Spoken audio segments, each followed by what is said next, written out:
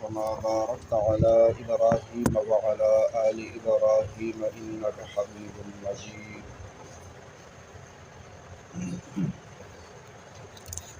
ورلا سوا 250 نمبر حدیث مبارک ہے 1452 نمبر. وعنه دا حدیثم د مخ کی حدیث پشان سیدنا ابو هريره رضی اللہ عنہ نے روایت تے. اللہ پاک دے ابو هريره رضی اللہ عنہ نے راضی شي. اللہ پاک دے د خپل ځان ناراضی کی. اللہ پاک دے زما واستاو د ټول امت د طرفنا بهترین بدلی ورکی. قال ابو هريره رضی اللہ عنہ یو مختصر واقع بیانی.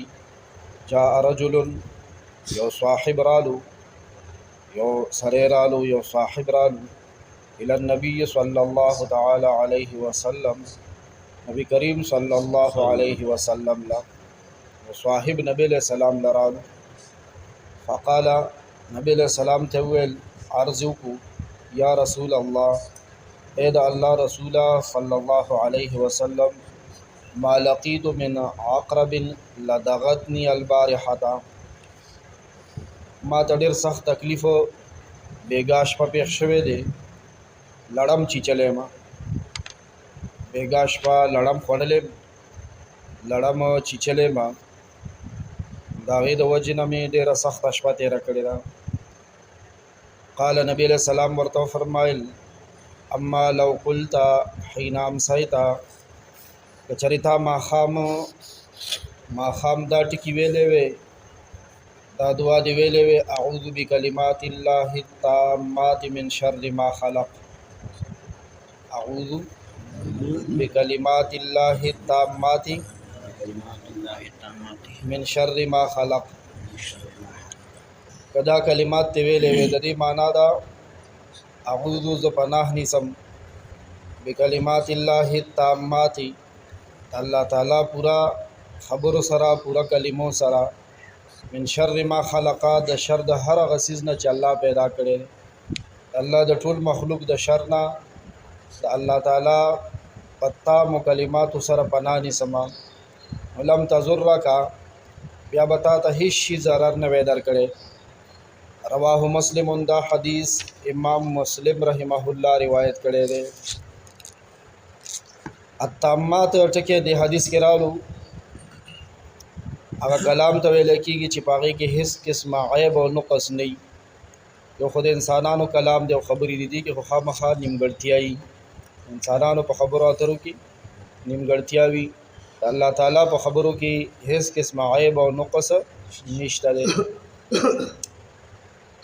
د ترمذي شریفو په یو روایت کې دي چې کوم کس دا کلمات ماښام 3 پیرې ووایي اعوذ بکلمات الله التامات من شر ما خلق ډېر جامع او ډېر زوردار ټکي دي. ګوره خامخا یاد کړئ. ترمذي شریف په روایت کې دي چې کوم کس ماښام دا ټکي 3 ځله ووایي نو شپې په دغه شپه کې به دته هېڅ زهریله شی هغه مچ دی که ماشه دی که وړوکی دی که لوی دی که مار لړم دی دا به دته ضرر نشي ورکولی. سبحان الله. اعوذ بکلمات الله التامات من شر ما خلق ماښام 3 ځله ووایي په دغه ټوله شپه کې به هېڅ زهریله شی دته نقصان نشي ورکولی ضرر به نشي ورکولی. دغه شان یو بل روایت کې دام راغلی چې کوم کاسې د سحر په وخت کې ووایي که دا زمونږ او ستاسو د ورځې شروع ده آغاز دی سبا دی سبا وخت کې ووایي نو په دې ټوله ورځ کې به د زهریله ځناورو نه په حفاظت کې اوسي. زهریلا زناورو نه واړه وي کلوي وي د هغې نه به په حفاظت کې وي. لیونی سپی سم سپی بل شی زهریله څومره څیزونه دي الله پاک به د هغې نه د دې کلماتو په برکت سره حفاظت کوي. کلمات څه دي؟ اعوذ بکلمات الله التامات من شر ما خلق. علامہ قطب الدین رحمت اللہ علیہ فرمائیں چې حضرت مفصل ابن یسار رضی اللہ عنہ نے روایت تے چې کوم کس دا کلمات وای اعوذ بکلمات الله التامات من شر ما خلق دا کلمات وای د سره او یا زره ملائکه الله پاک مقرری کی هغه د لپاره د مغفرت دعاګانې کوي او که د دې دعا ویلو نه بعد څوک مړ شو شهید مړ دی. بله یو خبر راغلی دا اوس زمونږ او ستاسو دا ماشومان واړه چې دي اکثره دي زیل کوي، بیخي بې بدو جاړي. ډاکټر لی بوځه وایي دا خو سم دم دی یاره ټیک ټاک دی، او د سترګې ورانې کړي وي، شکل یې وران کړی، په هېڅ نه قلاریږي. د اوس وخت کې د ماشومانو دپاره د قلارېدو چې یو شی راوتی دی دا ټچ موبایل ورته وایي. اوله ورکه هغه هم بغی، په هغې هم نه په قلاري. د ماشومتوب نه په دې کچه دماغ و چې کوم ماشوم له ټچ موبایل ورکولی کېږي کارټونان پکې ګوري که نور بلا بتر ورکې ګوري. دی چې بالغه شي نو قوي امکان دی چې دی به د میرګو بیمار جوړېږي. دا د عربو یو عالم یو کتاب لیکلی دی، هغې کې ویلي دي اوس وخت کې دا بلا راوتې ده او مور او پلار یې بچي له ورکي، بس مور سره موبایل دی، بیا ماشوم جاړي نه نو چې موبایل کې ګوتې وایي بس کار سم دی. مور هم بالغ ته ډله ګولې ده، په صوفه ناسته ده، خدای صوفه ورکړې ده، او پلار هم دغه شی دی. ما مخکې هم تاسو ته ویلي وو د سرکاري ملازم او افسر ډیوټي 8 ګنټې ده یا 24 ګنټې په یو پوینټ ډیوټي کوي، داسې ده، یا 48 ګنټې مسلسل کوي، بیا څه وخته پورې 2 ورځې 3 ورځې چوټي وي. او دیاړیا والا چې دی هغه سهار 8 بجو نه تر مازدیګره پورې 8 ګنټې 9 ګنټې ډیوټي کوي. د هر چا د ډیوټي ټایم مقرر دی، خو مور او پلار داسې دي چې کله د دې اولادو شو، هلک شو که جینۍ شو، دی اوس 24 ګنټې په ډیوټي شو، 24 ګنټې په ډیوټي شو. بهر نه به هم ساري چې غلط ماحول کې کینني. او دا موبایل خو چې دی دا خو د غلطو خلکو بیټک دی یو قسم له.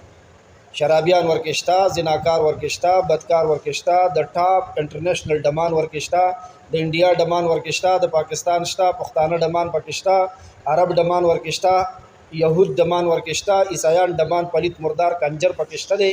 صفا خبره ده. نو دا خو د کنجرو خلکو بیټک کې مې دا ماشوم کېنولو چې دا مې پته نه لګي زمونږ عقل څه شو.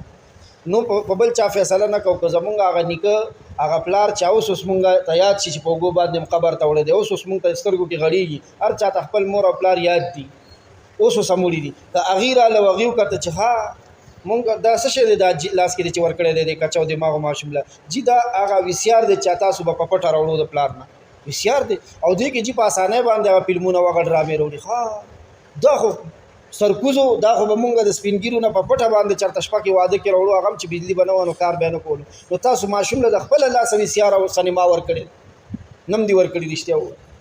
نو بیا دا ماشوم چې دی چې رالوي شي که خیر انشاءالله تعالی دی به د میرګو د مرض نه بچ کېږي. میرګي ډېر نامراده مرض دی، نفسیات او ډاکټران پې نه پوهېږي، هغې وایي دا چېرته دمګري له بوځئ، دمګری پې نه پوهېږي، وي دا چېرته نفسیات او ډاکټر لا تر اوسه پورې پې څوک پوه شوي نه دی، او ډېر په بد مرګ مري.